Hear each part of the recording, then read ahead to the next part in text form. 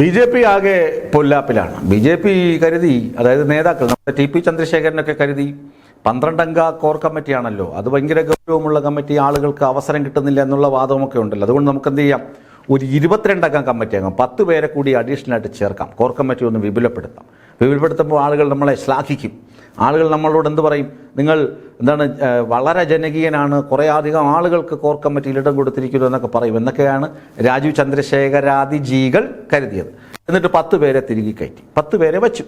ആ 10 പേര് ആരൊക്കെയാണെന്ന് ഞാൻ കഴിഞ്ഞ ദിവസം പറഞ്ഞിരുന്നു. 10 പേരിൽ ആരൊക്കെയാണ് BJP പാരമ്പര്യമുള്ളവർ, പിന്നെ ആരെയൊക്കെ സ്വാധീനിക്കാൻ വേണ്ടി ആരൊക്കെയാണ് ഇതിനകത്ത് എടുത്ത് വച്ചിരിക്കുന്നത് എന്നൊക്കെ ഞാൻ പറഞ്ഞു. ഞാൻ പറയുമ്പോൾ അത് പരിഹസിക്കാൻ നിങ്ങൾക്ക്, അവൻ വേറെ ഏതോ പാർട്ടിക്കാരൻ അല്ലെങ്കിൽ അവനൊരു മാപ്ര എന്നൊക്കെ പറഞ്ഞ് കളിയാക്കാലോ. പക്ഷേ ഈ TP സിന്ധുമോൾ എന്ന് പറയുന്നത് ആരാണ്? TP സിന്ധുമോൾ BJPയുടെ വക്താവാണ്. TP സിന്ധുമോൾ ഒരു വാട്സപ്പ് ഗ്രൂപ്പിൽ എഴുതി. എന്താണ് എഴുതിയത്? നാരി തൂ നാരായണി. ഇതാരുടെ വാക്കാണ്? ആര് പറഞ്ഞതാണ്? അല്ല പിടിതത്വം ഉണ്ടോ? നരേന്ദ്രമോദി, നമ്മുടെ പ്രിയപ്പെട്ട പ്രധാനമന്ത്രി പറഞ്ഞതാണ്. നാരി, സ്ത്രീകളാണ് നാരായണി, ദൈവവുമാണ്, ദേവതയാണ്, നാരായണിയാണ് എന്നൊക്കെ പുകഴ്ത്തി സ്ത്രീകളെ. അപ്പൊ സിന്ധു പറയുകയാണ്, മോദിജി പറഞ്ഞു നാരി തൂ നാരായണി ഹേ. പക്ഷെ ഇവിടെ എന്താണ്?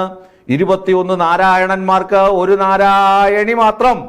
21 കോർ കമ്മിറ്റി 10 പേര് അഡീഷണൽ ഉൾപ്പെടുത്തി. എല്ലാം പുരുഷ പ്രജകൾ, പുരുഷന്മാർ മാത്രമേ അതിനകത്തുള്ളൂ. സ്ത്രീകളായിട്ട് ആരാ ഉള്ളത്?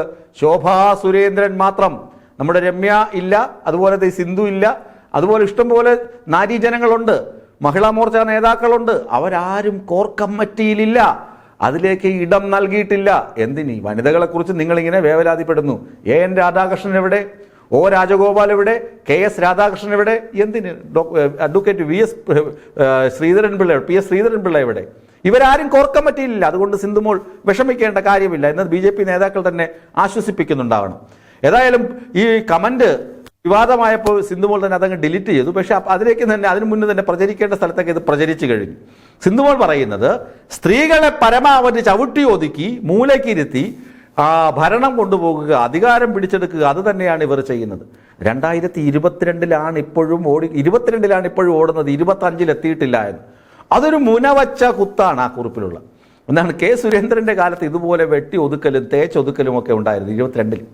ഇപ്പോൾ 25ആയി. പക്ഷെ 25ന്റെ പ്രൗഢി ഒന്നും കാണുന്നില്ല. അതാണ് രാജീവ് ചന്ദ്രശേഖർ വന്നു, അതിന്റെ പ്രൗഢി ഒന്നുമില്ല. ഇപ്പോഴും വണ്ടി എവിടെ തന്നെ നിൽക്കുകയാണ്? 2022-ൽ തന്നെ നിൽക്കുകയാണ് എന്നാണ് അതിന്റെ ചുരുക്കം. അല്ലാതെ 22 മെമ്പേഴ്സ് ഉണ്ട് കോർ കമ്മിറ്റിയിൽ, 25 ആക്കിയിട്ടില്ല.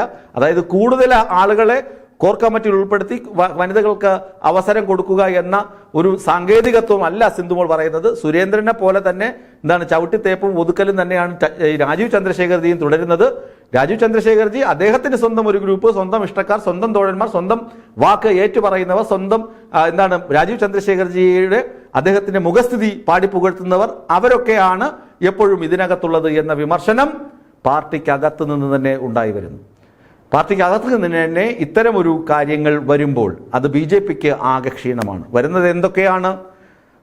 പഞ്ചായത്ത് തെരഞ്ഞെടുപ്പ് വരുന്നു, 2026 നിയമസഭാ തെരഞ്ഞെടുപ്പ് വരുന്നു. ഇവിടെ പഞ്ചായത്ത് തെരഞ്ഞെടുപ്പിൽ അധികം പഞ്ചായത്തുകളും അധികം വാർഡുകളും ഒക്കെ പിടിക്കണമെന്ന വാശിയോടുകൂടി വികസിത കേരളം എന്ന മുദ്രാവാക്യവും മുഴക്കി രാജീവ് ചന്ദ്രശേഖർ മുന്നോട്ട് പോകുമ്പോൾ പിന്നാക്കം പിടിക്കുകയാണ്. അങ്ങനെ പോകാൻ വരട്ടെ, ആദ്യം പാർട്ടി ഒന്ന് ശരിയാക്ക് എന്ന് പറയുകയാണ് വനിതകൾ ഉൾപ്പെടെയുള്ള BJP നേതാക്കൾ. ശോഭാ സുരേന്ദ്രൻ കമാന്നൊരു അക്ഷരം മിണ്ടുന്നില്ല. കാരണം ജനറൽ സെക്രട്ടറിയാണ്.